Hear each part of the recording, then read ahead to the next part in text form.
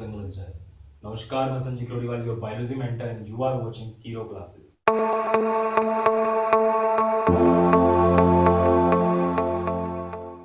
आज का lecture video scheduled हुआ है +2 एग्रीकल्चर बायोलॉजी के लिए और अपने कर रहे थे इंसेक्ट कीट, फसलों और भंडारण के प्रमुख कीट, क्रॉप एंड स्टोरेज इंसेक्ट्स। और अपनों ने अभी तक 4 इंसेक्ट कंप्लीट कर लिए। पहला इंसेक्ट कातरा था, दूसरा आपने व्हाइट ग्रब किया, तीसरा आपने लोकस्ट कर लिया और चौथा जो लास्ट अपना इंसेक्ट था, फोर्थ लास्ट इंसेक्ट जो अपनों किया वो था चने का फली छेदक कीट, ग्राम पोड बोरर, हेलिकोवर्पा आर्मीजेरा। आज जो अपने इंसेक्ट करने वाले हैं उसका नाम है गेहूं का तना छेदक कीट, stem borer of wheat, Sesamia inferens इसका वैज्ञानिक नाम होता है। तो सबसे पहले अपने करेंगे क्लासिफिकेशन, वर्गीकरण। वर्गीकरण इसका सेम रहेगा जैसे अपनों चने का फली छेदक कीट में किया था। तो वहां पर जो गण था वो लेपिडोप्टेरा था, ऑर्डर था लेपिडोप्टेरा और उसकी फैमिली थी कौन सी, नॉक्ट्यूडी। यहां पर भी सेम वही रहेगा, इसको भी उसी वर्ग और उसी कुल के अंदर क्लासिफाइड किया गया है। तो वर्ग यहां पर भी लेपिडोप्टेरा, गण कौन सा रहेगा, लेपिडोप्टेरा, और साथ में कुल भी कौन सा रहेगा, फैमिली रहेगी नॉक्ट्यूडी। और इसका वैज्ञानिक नाम अभी मैंने बताया कौन सा, सेसमिया इन्फेरेंस। सेसमिया इन्फेरेंस गेहूं का तना छेदक कीट या stem borer of wheat. Name की बात करें, स्थानीय नाम या लोकल नेम की बात करें, स्थानीय नाम रहेगा इसका गुलाबी सुंडी के नाम से इसको जानते हैं, पिंक वर्म के नाम से इसको जाना जाता है। साथ में इसका जो कैरेक्टरिस्टिक फीचर है, अभिलाक्षणिक जो गुण है कि जब ये इंसेक्ट डैमेज कोज करता है, फसलों को नुकसान पहुंचाता है, मुख्यतः गेहूं की फसल को, लक्षण क्या होगा, कैसे पहचान करेंगे कि वाकई में गेहूं का जो तना छेदक कीट है उसने फसलों को नुकसान पहुंचाया। कीट को याद रखने के लिए आपको एक मुख्य लक्षण याद करना पड़ेगा, उसका नाम है मृत गोब या डेड हार्ट। जब अपने बात करते हैं कि वो फसलों को नुकसान पहुंचा रहा है, गेहूं को नुकसान पहुंचाया, गेहूं को चौपट कर डाला, तो वो कौन सा ऐसा लक्षण है जो उस पौधे के ऊपर, जो जिस पौधे को, गेहूं के जिस पौधे को इस कीट ने नुकसान पहुंचाया, उसमें ऐसा कौन सा नुकसान का लक्षण दिखाई देगा जिससे हम पता कर सकते हैं कि गेहूं का तना छेदक कीट है, उसी ने इसको नुकसान पहुंचाया।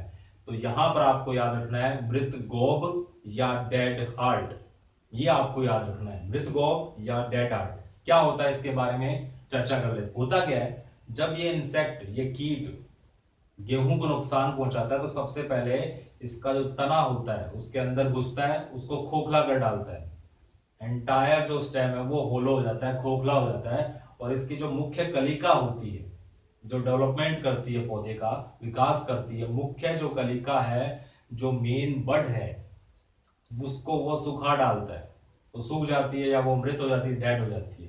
तो ये दो लक्षण है, इसी को सम्मिलित रूप से बोला गया मृत गोब या डेड हार्ट। तो ये याद रखना आपको, डेड हार्ट। बात करते हैं कौन सी फसलों को नुकसान पहुंचाता है, तो ये मुख्य रूप से यहाँ पर गेहूं की तो बात अपने कर ली, इसके साथ साथ जौ को भी नुकसान पहुंचाता है, इसके साथ साथ गन्ने को भी नुकसान पहुंचाता है, मक्के को भी नुकसान पहुंचाता है, ज्वार को भी नुकसान पहुंचाता है, रागी को भी नुकसान पहुंचाता है। तो ये कुछ मुख्य फसलें हुई जिनको विशेषतः ये वाला कीट है वो नुकसान पहुंचाता है।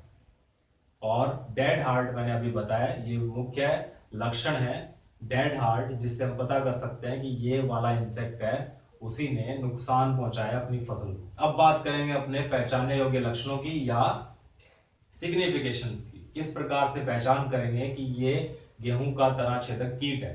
तो पहले व्यस्त की बात करें तो ये 10 से 12 मिलीमीटर इसका आकार हो सकता है। आकार में कितना रहेगा, ये 10 से 12 मिलीमीटर आकार रहता है, इतना बड़ा हो सकता है। और इसका जो रंग रहेगा वो रहेगा सफेद या भूरा, हल्का भूरा या कहते हैं हल्का सफेद रंग का दिखाई देता है, बटरफ्लाई की तरह। और जब ये पंखों को प्रसारित करता है उड़ते समय, तो अगर इसके पंखों को प्रसारित करें तब इसका आकार बढ़कर कितना हो जाता है, 18 से 20 मिलीमीटर तक हो सकता है।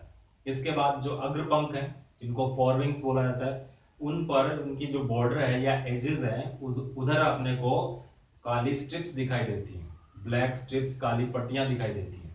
लेकिन जो पिछले पंख होते हैं, इन विंग्स जो हैं, वहां पर किसी प्रकार की कोई स्ट्रिप नहीं होती और वो प्योर व्हाइट कलर के होते हैं।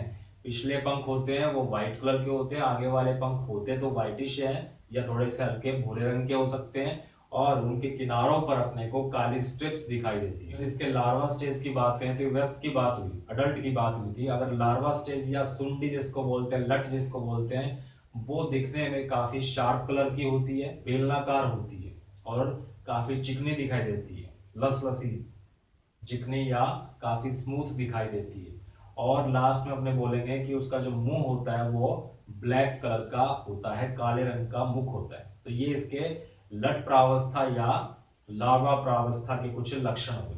तो व्यस्क के कर लिया और लार्वा किस प्रकार से दिखाई देता है वो अपने पढ़ लिया। या पहुंच गए अपने लाइफ साइकिल तक, जीवन चक्र कैसा रहेगा इसका। तो सबसे पहले अपने बात करेंगे कि अंडों का रंग और रूप किस प्रकार का दिखाई देता है, उसका जो कलर, टेक्सचर, उनका शेप, साइज किस तरह का होता है।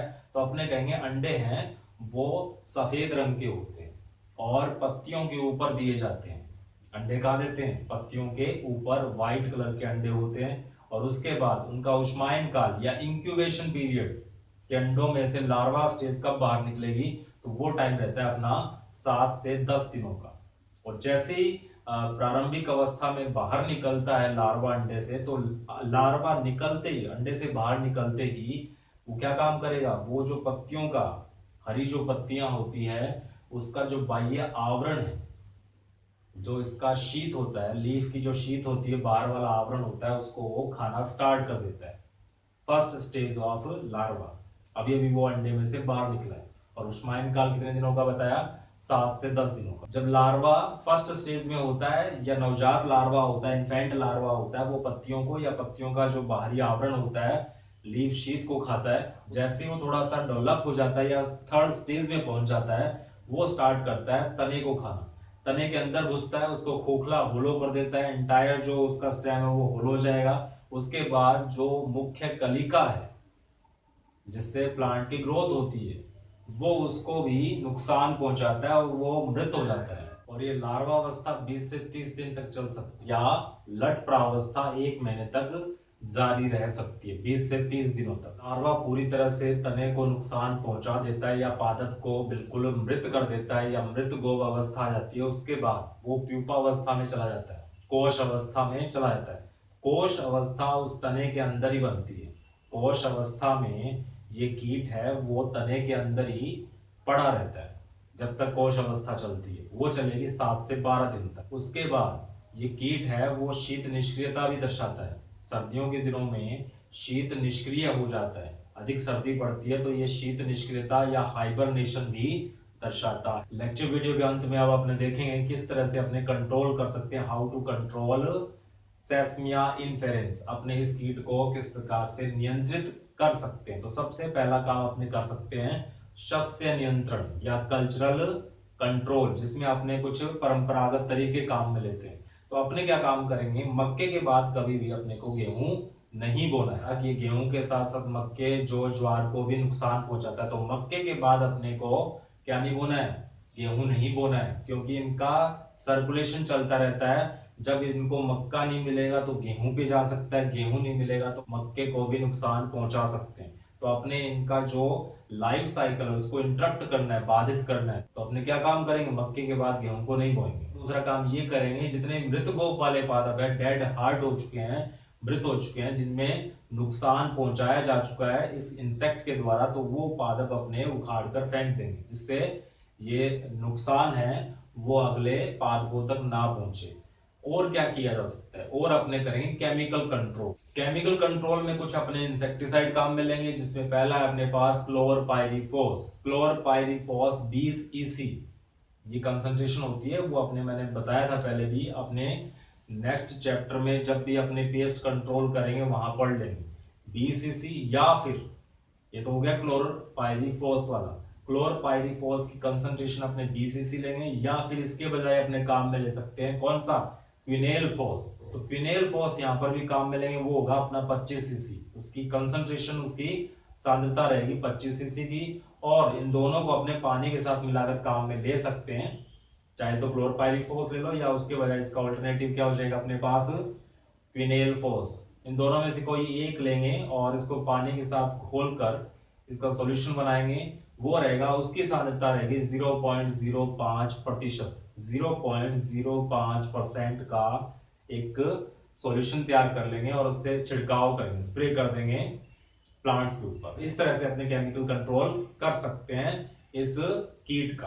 अब बात आती है बायो कंट्रोल की, जैव नियंत्रण कैसे करें। तो यहाँ पर दो इंसेक्ट अपने रेयर कर सकते हैं, दो कीटों का पालन कर सकते हैं जो इसके अंडों को या लार्वा को खा जाते हैं। तो पहला है ब्रेकॉन किलोनिस और दूसरा है ब्रेकॉन जेलिकी। इन दोनों में से किसी एक इंसेक्ट को या दोनों को अपने रेयर कर लेंगे, पाल लेंगे। तो ये क्या काम करते हैं, ये जो गेहूं का तना छेदक कीट है इसके अंडों को या लार्वा को खा जाता है। तो क्या नाम है, ब्रेकॉन जेलिकी या फिर ब्रेकॉन किलोनिस। इनका अपने बायो कंट्रोल में यूज कर सकते हैं, काम में ले सकते हैं, इन इंसेक्ट को अपने पाल सकते हैं। तो ये इस तरह से अपनों कंप्लीट एक स्टडी कर ली, डीप स्टडी कर ली, एक अच्छा साउंड नॉलेज ले लिया किसके बारे में, गेहूं के तना छेदक कीट का, जिसका नाम है सेसमिया इन्फेरेंस। ये कंप्लीट हो गया। अगले लेक्चर वीडियो में कोई नए इंसेक्ट को फिनिश करेंगे, तब तक के लिए बने रहिए, टिके रहिए एंड इनहेल बायो